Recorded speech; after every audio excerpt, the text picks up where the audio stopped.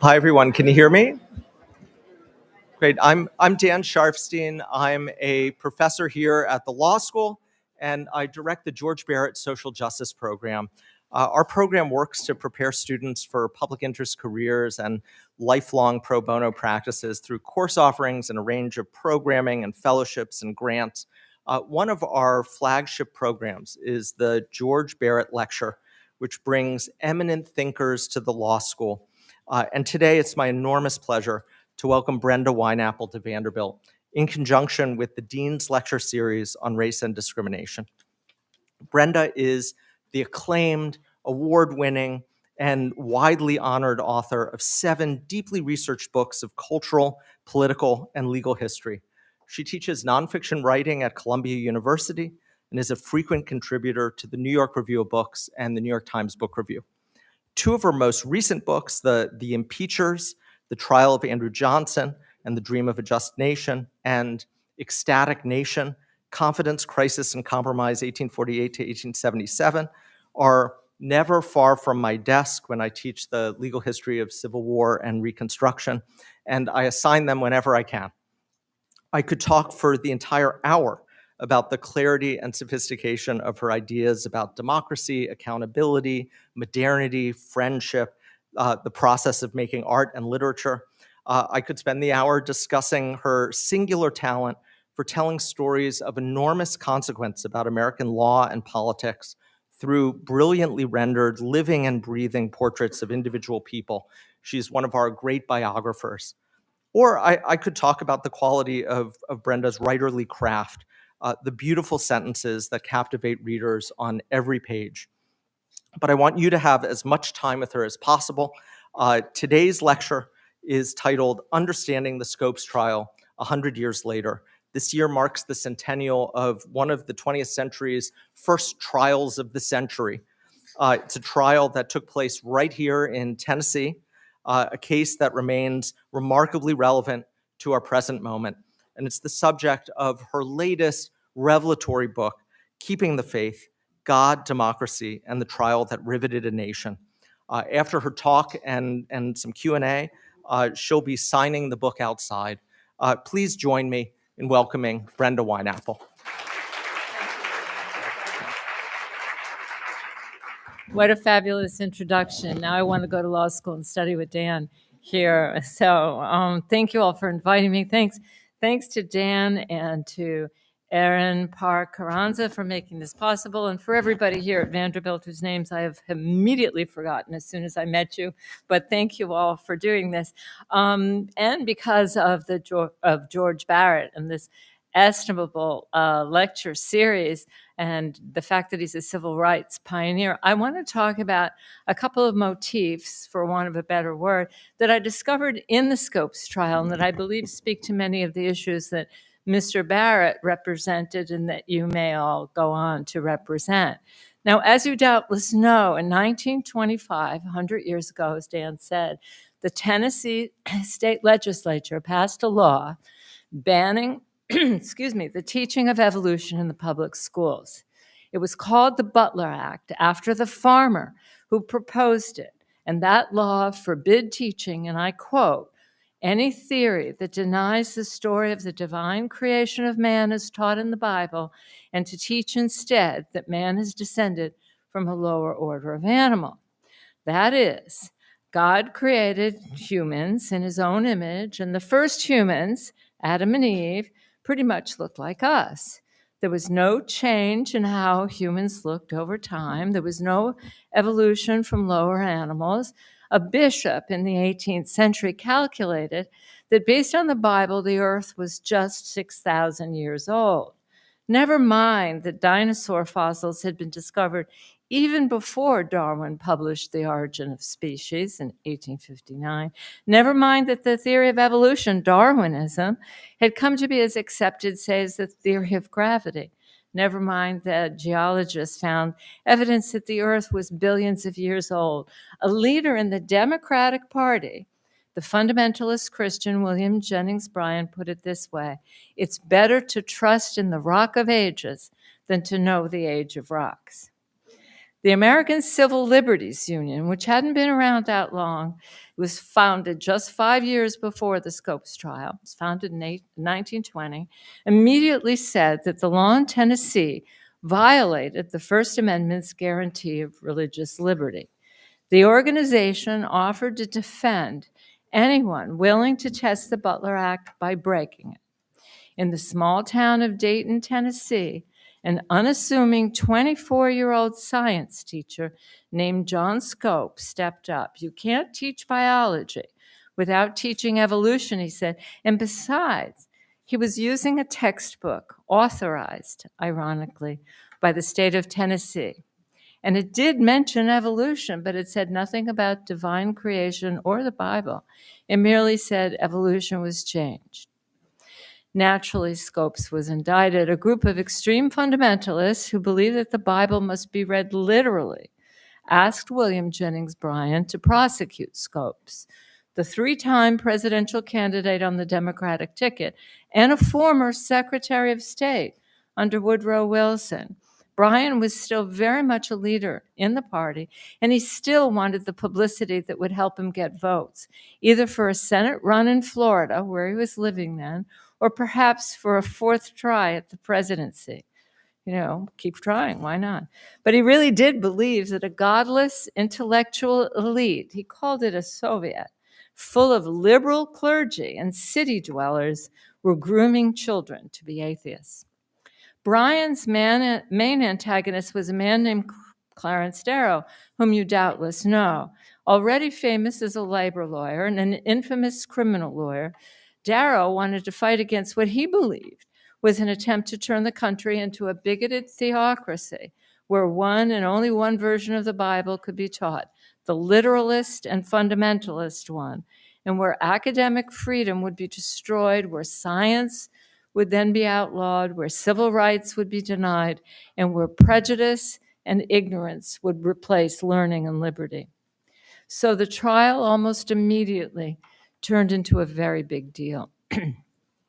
2 huge American celebrities would duke it out in front of the 200 or so journalists from all over the country who descended on a town they'd never heard of to cover what otherwise might have been a forgettable local matter. Some spat about evolution and a young high school teacher named John Scopes, but this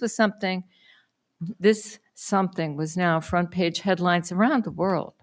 That's where I come in.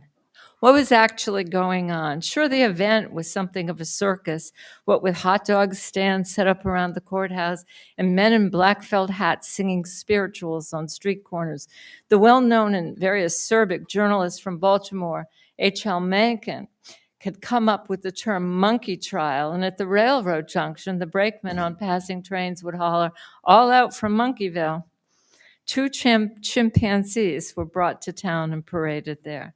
The local jewelry stores featured monkey watch fobs, and a sign in the window of the butcher shop declared they had all kinds of meat except monkey. The judge who would try the case said he wouldn't mind holding the trial in a football stadium. So it did seem a pretty silly circus. But I get curious about certain assumptions that seem kind of pat to me and don't quite add up. And I wondered if there was maybe something more going on in the trial than I'd be used to hearing. That's pretty much how and where I begin a book. For example, some years ago, in a book actually that Dan mentioned, when I was commissioned to write about the period before, during, and after the Civil War. Small commission. I took it when I had a fever. But anyway, I decided that the only strategy that could possibly work for such a ridiculously enormous task was to pretend that I was an alien from another planet who was reading print papers, and put them out on the desk, and trying to figure out how and why events on the front pages were connected. For instance, I wondered, what did the Lincoln-Douglas debates have to do with the Mormon uprising in the territory of Utah? Or from a completely different angle at that particular time, I wondered, what did P.T. Barnum, P.T. Barnum is, right? What does he have to do with Walt Whitman? They were at the same time. To answer the first question, I realized it was popular sovereignty that connected the Lincoln-Douglas debates with the Mormons settling in Utah. So it was sort of interesting in that particular way. That's how I go about things. A little bit weird, but, whatever. In any case, I was similarly asking the same questions about the Scopes trial. Was it really a circus? And why was the conflict between science and religion, if that's really what it was, occurring now? What was meant by science or religion? That is, what was being argued beneath what was said in the headlines to make this so-called trial of the century, a so-called trial of the century, again, as Dan mentioned, like, say, the Sacco and Vanzetti trial. That was the trial and execution of 2 Italian immigrants accused of robbery and murder in Massachusetts, or the trial of the Scottsboro boys, 9 Black teenagers falsely accused of raping 2 white girls in Alabama. There, as also you doubtless know, 4 all-white juries convicted 8 of them in 4 days for a crime they didn't commit. The protracted appeals of the Scottsboro boys resulted in 2 Supreme Court decisions that helped spawn the civil rights movement. Later in the century, of course, there was the famous trial of Julius and Ethel Rosenberg for selling atomic secrets, and even the lurid O.J. Simpson murder trial. These trials of the century, so-called, were about immigration, anarchism, treason, and racism. But Scopes? So, in deference to citizen George Barrett and social justice, let me focus on one very significant aspect of the trial that I was to discover. Just a little over 2 weeks after the Scopes trial ended, so about the same time, 46 special railroad cars arrived in Washington, D.C.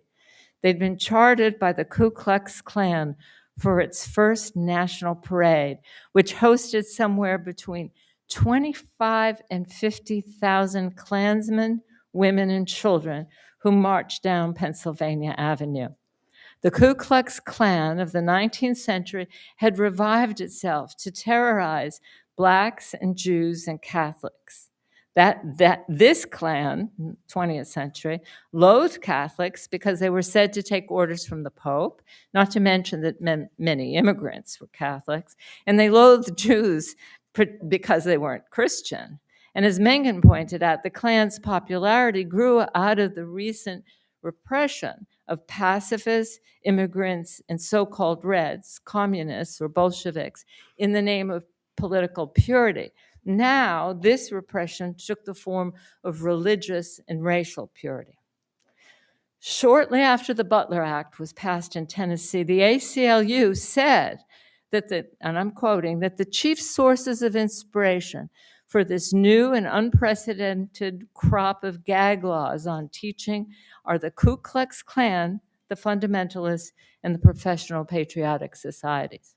The ACLU was referring, in that quote, to mandatory Bible reading as prescribed in Pennsylvania, Ohio, and South Dakota, at least, as well as the investigation of faculty members who seemed to be radicals or atheists. For when Bryan and Darrow crossed swords in Dayton, it was smack in the middle of the 1920s, after the horrid World War I, after the Russian Revolution, when women could vote and young people were drinking bathtub gin and listening to jazz on the gramophone.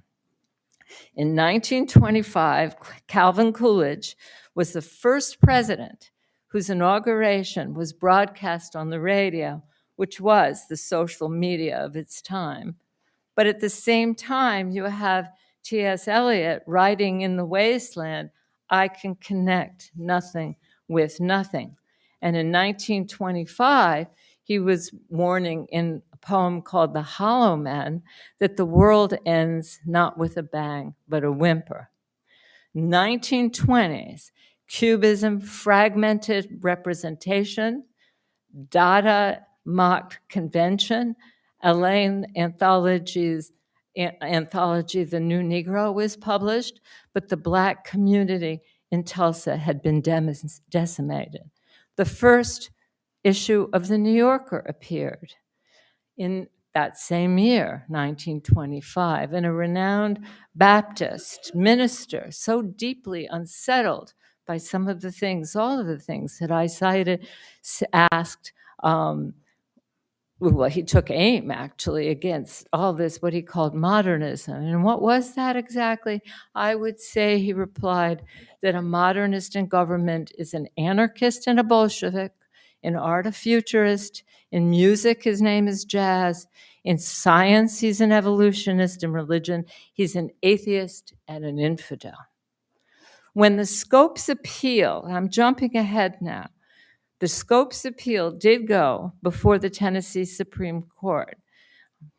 By the time it got there, it was about 1926, 27. One of the prosecutors representing the state told the justices of the Supreme Court, when people, radicals, civil liberties unions, iconoclasts, and anarchists were invading, that was his word, invading Tennessee, he was referring to the Scopes defense, and they said that the Butler Act violated religious liberty, I knew, he said, there was a missing link somewhere. To him, the missing link was the desire to overthrow the government. Whenever a government is overthrown, he added, religion must be overthrown before the flag is lowered and chaos reigns. Today in Russia, by this time he was pretty hysterical, they have abolished religion, they have nationalized women and children. I don't even know what that means. Similarly, he's talking to the Tennessee Supreme Court. Similarly, the other lawyer for the state, Edward Say, and I'm not sure I know how to pronounce his name, it's S-E-A-Y, who, by the way, happened to be acting dean of the Vanderbilt Law School. It was even more specific. He told the justices, if you permit the teaching that the law of life is the law of the jungle, you have laid the foundation by which man can be brought to accept the doctrines of communism and to the point where he believes it right to advocate murder. I want your honors to believe that the Tennessee legislature passed the law, the Butler Act, law, to stamp out worse things, Say continued. I want you to believe that the legislator thought it best to strangle the puppy rather than to kill the mad dog later. I have to pause here. When I read this, I thought, I can't believe it. Strangle the puppy. And so, I try to be very kind of, I don't know, I wouldn't say just kind of composed when I'm writing, but strangle the puppy. I couldn't believe it, so I put it in its own line, just so that the reader could get the full impact that what this lawyer was saying. He did concede, however, that to have created such enormous interest in the case, there had to be something broader and deeper at stake than the question of whether the theory of evolution should be taught in public schools. But the truth was that most people didn't even understand what evolution was. To Bryan and the fundamentalists, evolution meant death, the death of morals, the death of civilization. Oddly, and don't forget that Bryan was actually a former progressive, known as the commoner, who spoke for the forgotten, the poor, the plain, and anyone left out of an increasingly incorporate America, called the Gilded Age. And ever since the Gilded Age, when he was just 36 years old, and he wowed everyone at the 1896 Democratic Convention in Chicago, when he wanted to get rid of the gold standard and replace it with the silver standard, he thundered, "You shall not crucify mankind on a cross of gold." He then pretended to place a crown of thorns on his head, and the crowd went crazy. As Secretary of State, he'd resigned from Wilson's cabinet when he thought Wilson would be getting us into the European War, later known as World War I, which I mentioned. And then during the war, he deplored the incomprehensible, needless slaughter and suffering caused by such new weapons as mustard gas and aerial bombing, which Bryan saw as the fruit of the intellectual and the scientist. Learned men have built battleships, scientists have mixed poison gases and manufactured liquid fire. The putting of the mind above the heart has made war so hellish that civilization was about to commit suicide, he said, adding, Darwinism can only make the wreck of civilization complete. Unfortunately for us, less than for him, Bryan was confusing Darwinism, which is to say the theory of evolution, with what was being called social Darwinism, which is best understood as, quote unquote, the survival of the fittest. Social Darwinism was not Darwinism, or for that matter, particularly scientific. But to Bryan, Darwinism meant the ruthless survival of the fittest, which approved the strong muscling out the weak, a system, he said, under which a few supposedly superior intellects, self-appointed, would direct the mating and movements of mankind. Of course, that had nothing to do with Darwin or the theory of evolution, which basically said that all living things were linked and that over long periods of time, they had evolved from far earlier organisms in a slowly changing drama. Random biological mutations in a species would cause new characteristics to develop, and some of these characteristics could offer an advantage for that species' survival. It didn't mean one species or one group was morally or ethically better than another, and it did not sanction might makes right or the making of poison gas. But Bryan's understanding, or rather misunderstanding, of Darwin got him so upset that he would scream out during the Scopes trial that he wasn't a monkey, or a mammal for that matter. For to Bryan, Darwin's theory of evolution suggested that if humans were descended from monkeys, which Darwin, of course, had never said, then all humans, white and black and brown, were related and racial categories were illusory. Bryan said he could never be descended from anything except God directly, who was, it seems, as I said, just like Bryan, white, male, and probably Anglo-Saxon. I believe that the brute in man is brought out largely by the theory that makes man believe he is blood relative to the brute, Bryan had declared. He deplored what he called the hypothesis, and I'm quoting again, that links man to the lower forms of life and makes him lineal descendant of the brute, which made Bryan's chief concern, he also said, protecting man from the demoralization involved in accepting a brute ancestry. Bryan had already taken this battle against what he called apeism to the nation's capital, where he gave an impromptu speech at the annual banquet of Southern society. He praised segregation and voting restrictions. These restrictions were a matter of necessity, he said, essential to the welfare of the white South, which he called the more advanced race, and which, according to him, must stay in power not just for its own benefit, but for the benefit, as he put it, of the backward race also, direct quote. He refused to condemn the Ku Klux Klan during the 1924 Democratic Convention, and when he died, the Klan burned a cross in his honor and hailed Bryan as the greatest Klansman of our time. So when the World Christian Fundamentalists Association asked him to prosecute Scopes, it was an offer he couldn't refuse. He went to Dayton, as he said, to duel to the death on behalf of Christianity, which he felt was about to go under. Of course, liberal Christians deplored Bryan's fundamentalism, which they called a religious Ku Klux Klan. Mr. Bryan may protest as much as he likes that he's not a member of the Klan, the journalist Walter Lippmann observed, but he's fighting, this quote, with all his power he possesses for the fundamental object of the Klan, that is, for an established national church, which was un-American, lawless, and predicated on the assumption that white people are a superior race. As soon as Clarence Darrow heard Bryan was going to prosecute Scopes, Darrow jumped up to defend Scopes for free. He'd come to loathe Bryan as a fanatic and had nothing but contempt for Bryan's ignorance. Darrow. Right after the Scopes trial, he took the case of a black family in Detroit accused of murder for having protected their home with guns against a group of armed white supremacists who wanted them out of the neighborhood. Darrow told the all-white jury, just make yourselves black men for a little while. Before any of you would be judged, you would want your juror to put himself in your place. That's all I ask, gentlemen. They, the defendants, were black. Darrow's still speaking, not me.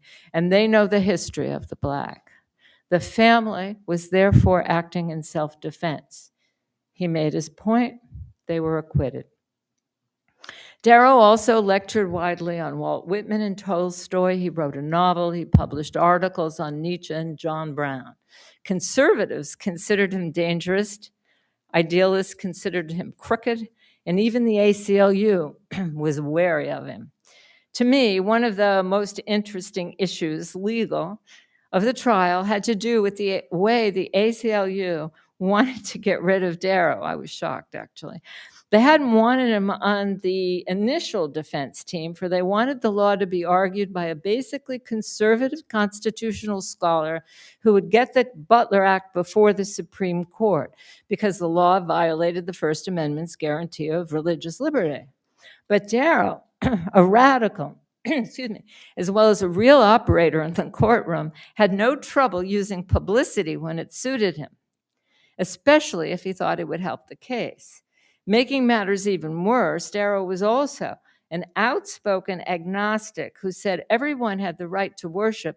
Personally, he didn't believe in God, though he'd be happy to be proved wrong. But not believing was his right. In Dayton, on a broiling hot day that July, the very unpredictable Darrow did in fact do something legally stunning. He called his opponent, William Jennings Bryan, to the stand, a makeshift wooden platform which had been erected on the courthouse lawn. You've got to imagine this, picture this. The judge, the one who wanted to do the trial, have the trial in a football stadium, the judge had been worried that there were so many spectators and so much camera and radio equipment in the courthouse that the courtroom floor was going to cave in.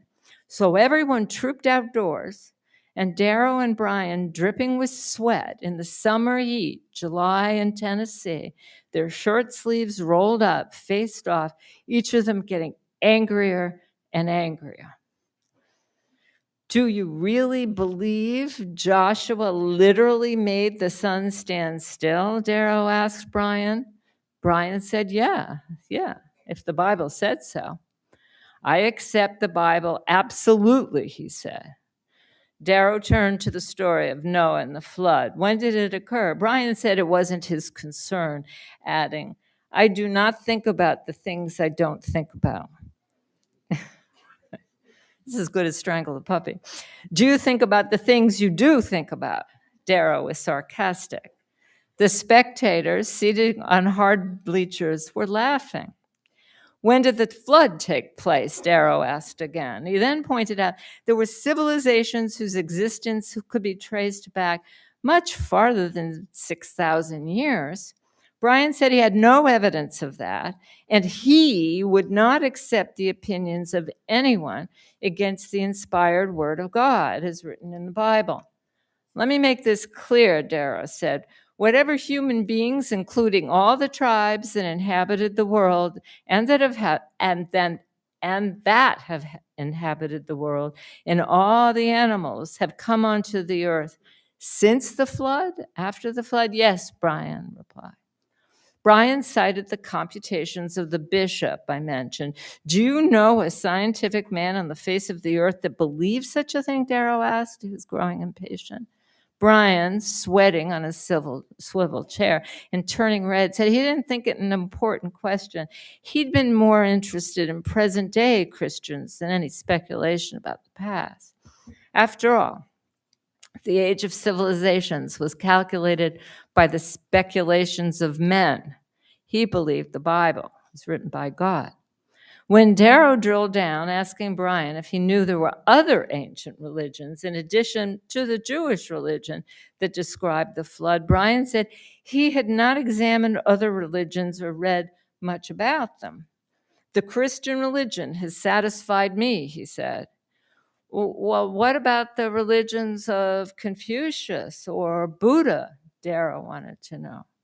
I think they're very inferior, Bryan replied. Darrow lost his temper. Bryan, on the witness stand, interrogated by Darrow, and that's just a little teeny bit of it, interrogated by Darrow, almost without mercy, went on and on like this, and was probably painful to see. But remember, whatever their differences, and they were huge, both Bryan and Darrow placed their faith in democracy. To Bryan, democracy meant majority rule and states' rights. The people in each state should decide for themselves, for instance, what should be taught in state-supported schools. That meant, if taken to its logical conclusion, that if the people voted, say, to keep slavery, then that was okay. This was the irony, of course, of Bryan's progressive spirit. He was the man who stood by the little people, the neglected, the poor, and the weak, the man who insisted that senators be elected directly by the people and not by state legislatures, and that women should be allowed to vote. Yet he was also someone who wanted to force people to believe whatever he believed, by fiat, if necessary. To Darrow, there could be no democracy without reason, which is to say without education and an educated people. That's why he wanted the trial covered as widely as possible, although, as he later reflected, in some sorrow, most of the newspapers treated the whole case as a farce rather than a tragedy. There was something tragic about the trial. Darrow was right. The Scopes trial reached back to the era just after the Civil War, when both Darrow and Bryan were born, when industrialization, immigration, and urbanization threatened institutions like the church that had once seemed, whether or not they were, coherent, comforting, and foundational. And the Scopes trial also stretches forward to the next century, the 21st century, our century, when once again schools would try to outlaw certain modes of teaching, or remove books from library shelves, or even rewrite them in whole or in part, when a group of people secretly or not so secretly want to make this a Christian nation at the exclusion of every other religion. So no wonder the Scopes trial was and is important, cutting to the heart, I think, of democracy. It asks then and now where the country was headed, where it should be headed, how to make it better and more just in light of prejudice and plain intolerance that also seems part of our heritage. Or, as Clarence Darrow said at the trial, and I quote, "Ignorance and fanaticism are ever busy and need feeding. Today it's the public school teachers, tomorrow the private. The next day, the preachers and the lecturers, the magazines, the books, the newspapers. After a while, it's the setting of man against man and creed against creed, until with flying banners and beating drums, we're marching backward to the glorious ages of the 16th century, when bigots lighted torches to burn the men who dared bring intelligence and enlightenment to the human mind." In the July heat of Tennessee, democracy was on trial. The truth is, the great Black historian W.E.B. Du Bois wrote, "Dayton, Tennessee is America." Recently, I was asked about the legacy of the Scopes trial. I get asked that a lot.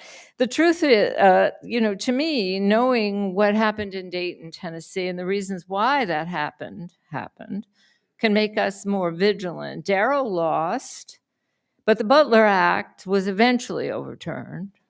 Wasn't really even enforced, as far as I know.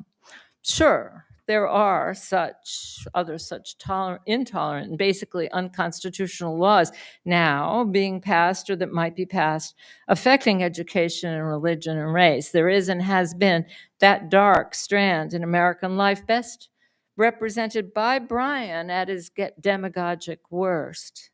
But that trial has never been the whole story.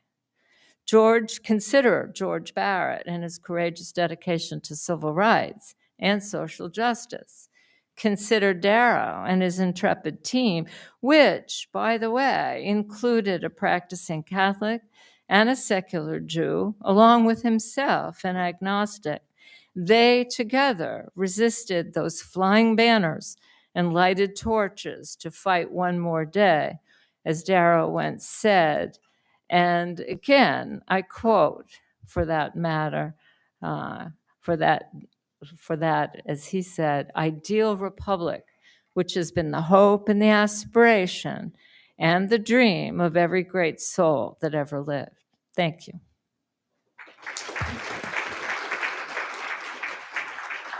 Obviously, I'll take questions if you have any, or I'll try to answer them. So many on nothing, right? Nothing left to be said.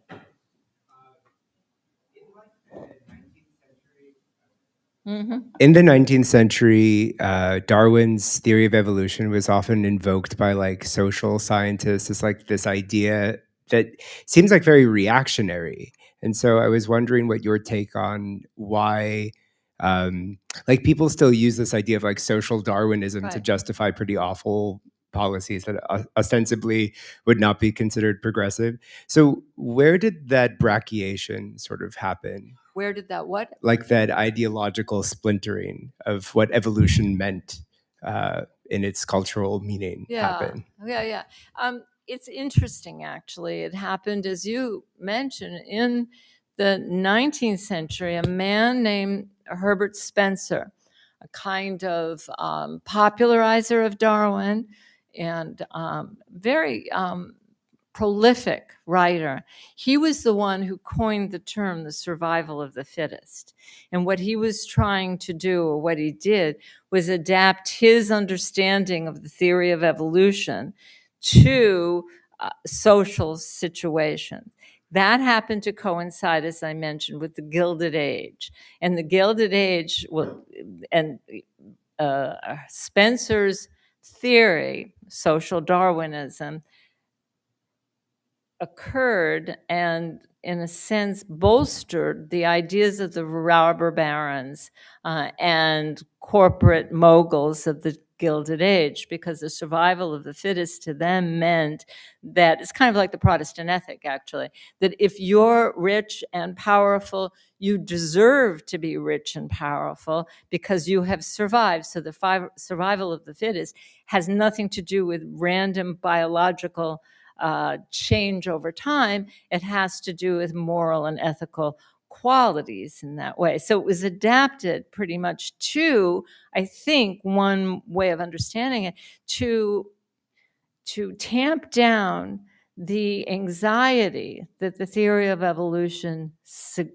brought to the fore. And the anxiety was about, maybe we're not created in God's image. Maybe random selection, suggests, where's God if it's random in that way? So, I'm sort of falling all over myself here to try to explain, to try to explain what happened at that particular point. So again, science was adapted in a certain way by, as I said, a popularizer at a time where this point of view bolstered those in power, gave them a kind of modus vivendi, and itself tamped down, as I said, modified any anxiety that the theory of evolution brought to the fore. So that's how social Darwinism came to be known. And that's, in a sense, what Bryan was fighting against. And that was it's a kind of skewed progressivism, because he felt that that was unethical, because it justified the sort of corporate malfeasance and the malfeasance of the robber barons. So he was coming from ironically, a progressive point of view. So I hope that begins to answer your question. I'm sorry, I just stopped being articulate 10 minutes ago. So, yes.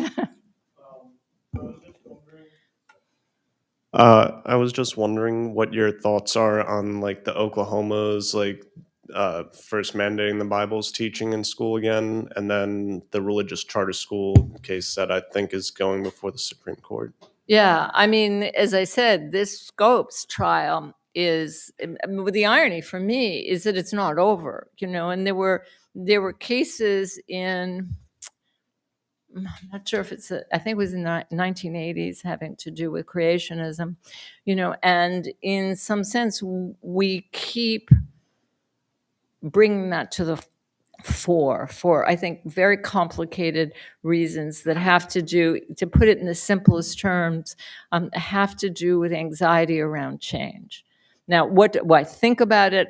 I think what I think about it is obvious, that this is not only unconstitutional, but founded in a kind of intolerance of otherness, and that otherness, whether it has to do with immigrants or xenophobia or any of or racism, that's behind it all. But in point of fact, this, I think, recurrence occurs when, for whatever reasons, the body politics get very anxious around what it perceives to be changes that are misunderstood. And I think that's definitely what was happening in the 1920s.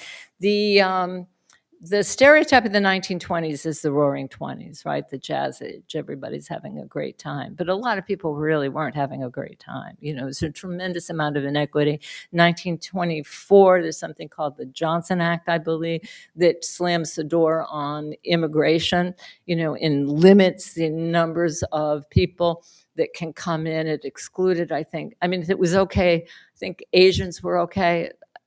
No, was it? No, it was Mexicans that are okay.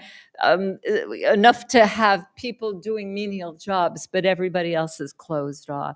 So you have, in the 1920s, a whole strand, as I said, of intolerance underneath what seems to be a great time, but a great time wasn't being had by all, and that created tremendous fear, tremendous anxiety, that things were changing and out of control. That's why I quoted the Wasteland, T.S. Eliot, in that particular sense. I can connect nothing with nothing. So from one point of view, to be very generous and sympathetic, say, to the Baptist minister and those fundamentalists who are saying, wait a minute, how do we get back to moral values? This is the way it appeared in that sense.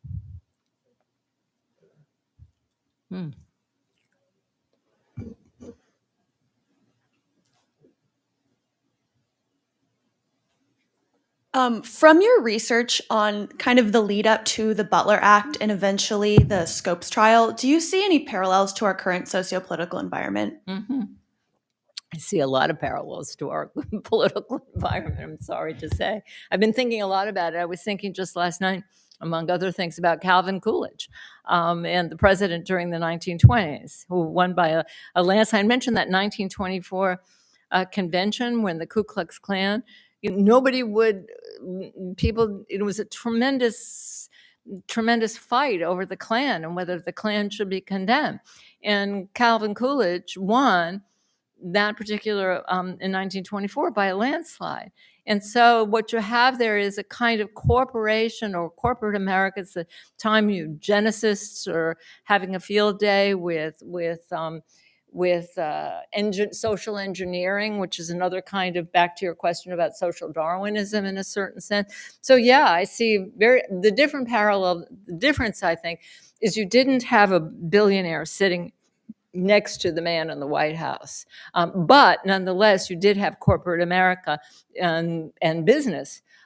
Calvin Coolidge didn't really say this, but he was quoted, or has been quoted, as saying, the business of America is business. And so, yeah, there are parallels in that sense, where underneath, as I was just saying to this gentleman, underneath that frivolity and sense of prosperity and people buying stocks on margin and the stock market going up, you have a tremendous sense of social injustice and inequity that make people extremely unsettled and anxious, and allows a kind of populism and demagoguery to take over, which is, in a sense, what happened, one aspect of what happened to the Klan in the 1930s. So yeah, there are parallels. In terms of remedies, if that's the sort of undercurrent of your questions, I don't know. I wish I did. Excuse me. So some of the things that I was struck by in what you were talking about is the Yeah. similarities between the language that they're using and what we're using now to address sort of teaching about gender and sexuality studies, as well as sort of the history of race. Mhm. And I think in particular, that I don't think about things that I don't think about is a very strong current today. And it's also couched in this argument about sort of protecting children. You also use the word grooming. Mhm. All of these things are coming up again and again. And maybe the answer is we don't know, but I'm curious what you think sort of the lessons that we can take. And it seems like this is sort of in the whatever long ebb and flow of history. This is one of those ebbing moments, and how we can use, I mean, at the end of the day, the jury decided towards Bryan in this case. And Yeah. like they, even though it failed in the long run, and now, I mean, hopefully we continue to teach evolution in schools. That might be up to questions still. That'll probably be contested too. Yeah, well, exactly.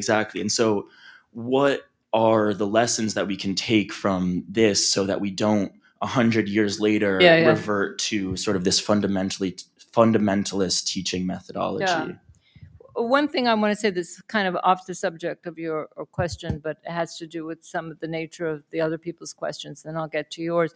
In terms of times of anxiety that I was talking about, the relationship to 20s to now, science was confused with technology, as I was mentioning. So science seems to have brought you poison gas or, Zeppelins or whatever scary things that are taking over your life. And I think very similarly today, the issue is AI, that makes people understandably very nervous. Having said that, what do I think about this kind of resurgence, as you're suggesting, of certain kinds of intolerance? There's a kind of anti-intellectualism, there's a kind of fear of what's called elites and professionalism. I think it was Littman has this great quote about one of the ironies of this kind of populism, which is really what we're talking about, is it creates the demise of democracy, because people do not want professionals, teachers, scientists, what have you, controlling education and perhaps even the law. What I said toward the end of the talk is a kind of pat and, for me, uncomfortable response to your question. What I said, and I do believe that something like learning about the Scopes trial can make us more vigilant, make us more aware of what can happen.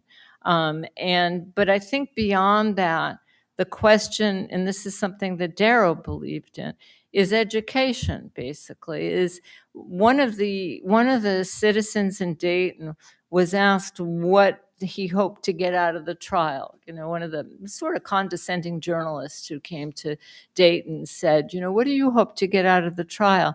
And the citizen said, I hope to get a good education. And in a sense, that was why Darrow wanted everything in the trial publicized as much as possible, even to the scientific testimony, which was read into the record, but the jury wasn't allowed to hear it. He wanted people to know as much as possible, and he thought in knowing, even John Washington Butler, who was the author of the Butler Act, was interested in what the scientists and the lawyers had to say. And he was interested in what the scientists and the lawyers had to say because when they came to town, and this is true of Darrow especially, they were like real people. They weren't like them, they were them.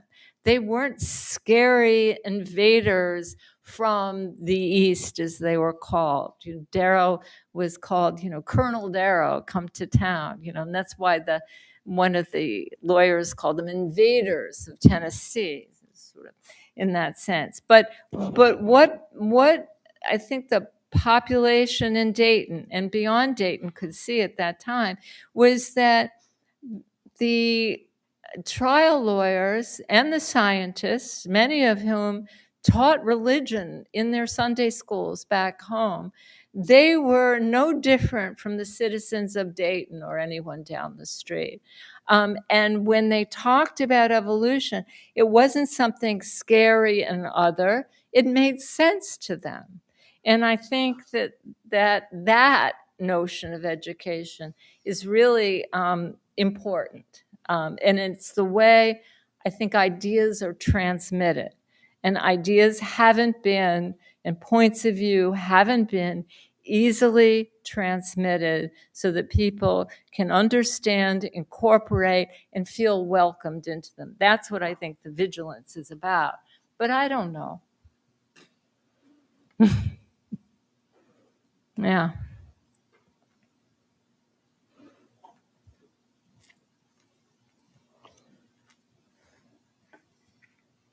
Excuse me. I was just curious your thoughts on what's happening now in regards to, so in 2012, Tennessee passed a bill that encourages teachers to teach the strengths and weaknesses of human cloning, the chemical origins of life, global warming, and evolution. And so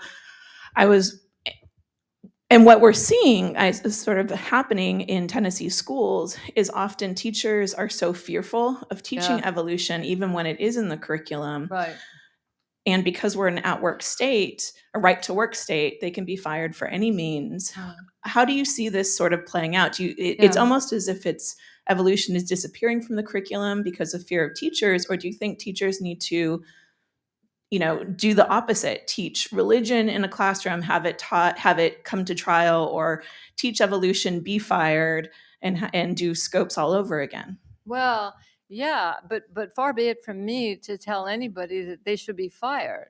I mean, that's a real sort of economic, and potentially, terrifically disruptive thing to do when John Scope's a young 24-year-old teacher. I mean, as it turned out very well for him in a certain sense, because obviously he wasn't going to be going back to teach in Dayton, but he went to the University of Chicago and got a PhD in geology, and to a certain extent was funded by the scientists. So to teach the strengths and the weaknesses or being told in that particular way, you're right. What you're suggesting is a kind of undermining of certain accepted scientific assumptions, or something that proven, if you will, by the scientific method. Again, I think it comes from such a misunderstanding, because one of the things I really loved, and I learned a lot about, the scientific testimony, and what the scientists said is people can argue about how evolution occurred. They don't argue about that it occurred. And so that maybe that kind of separation and the kind of pulling out the strands, so there's, we're not going to teach X, we're not going to teach Y, but to understand what it is we're talking about. I don't know the answer. I really don't. It's an unusual, I think unusual, maybe it's not unusual time. And I haven't got a sense yet of what people are going to do about it, what legislatures are going to do about it, because I don't think it's the teachers, really, in some sense. We're the legislatures, And from another point of view, since you're all in law school, I will say this: where are the George Barretts? Where's the Clarence Darrows? I mean, Clarence Darrow really was out there all of the time, whether it was the death penalty or whether it was racial politics or anything else. That's also what we need, is that kind of litigation, really, it seems to me. What do I know? I mean, I don't really know. That's why I like history. I just want to go back, You're asking me to live in the present, and I don't want to be here.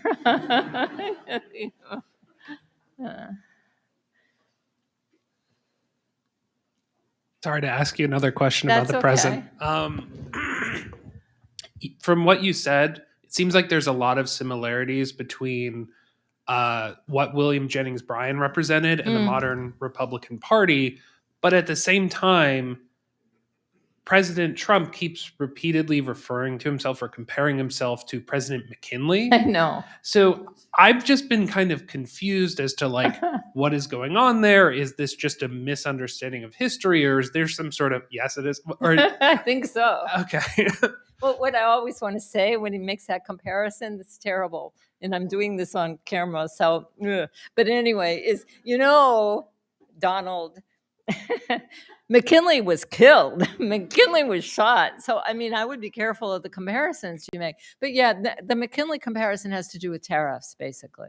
And McKinley trounced Bryan. Bryan would be horrified, I think, to think of himself in the Republican Party. As it was, he really was what he considered to be, and it was one aspect of the progressive Democrats. And insofar as the Republican Party was and represented big business, is what we call it today, and the interest of, what was called the 1% or whatever it is in that sense, Bryan would want none of that. Absolutely none of that. That is an irony, of course, that's built into a kind of populism, you see, and that becomes itself a problem.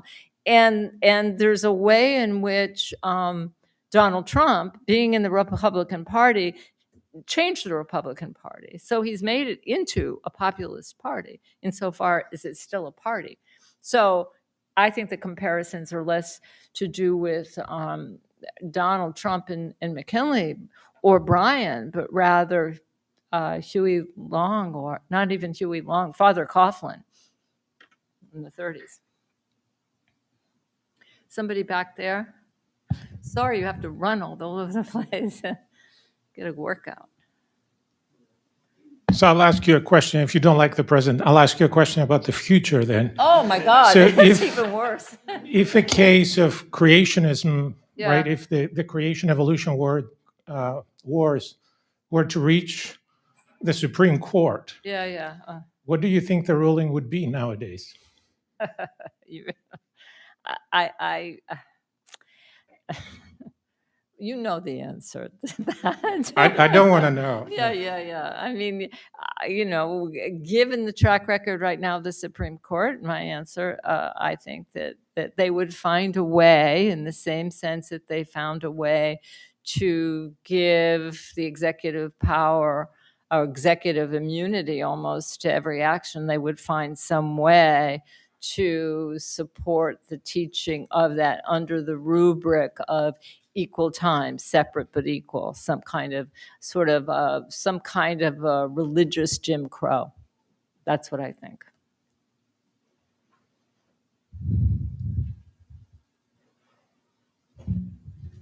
We have time for one more question. Almost at time. No more questions. Well, please. Oh, we do have one. Yeah, okay, thanks. That's all right, except you make her run.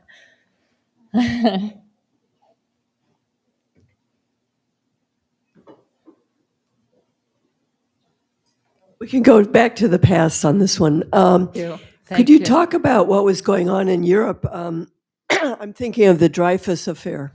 Yeah. Well, yeah, I mean, that's interesting because I'd look to see what Bryan might have said at that particular time, or Darrow for that matter, but I was more interested in Bryan, and I could find nothing at all, absolutely nothing. I mean, the Dreyfus affair, no, is really a very powerful issue in France. Everybody, I'm sure, knows what the Dreyfus case was. I don't have to rehearse it in that way. And I'm not sure that that anything but the anti-Semitism of it came to the United States, because the United States at this particular time was so concerned with the influx of immigrants, particularly from the Pale and from Russia, that were many of them who were Jewish, and that seemed to be involved in labor unions and things of that nature. So the United States was pretty cut off in a certain sense in terms of what Bryan, McKinley, Darrow were thinking about at the turn of the century. So I haven't found any correlation. It's a very interesting question, though. Thank you. Anyone else? at time. Please join me. Thank you. Thank you.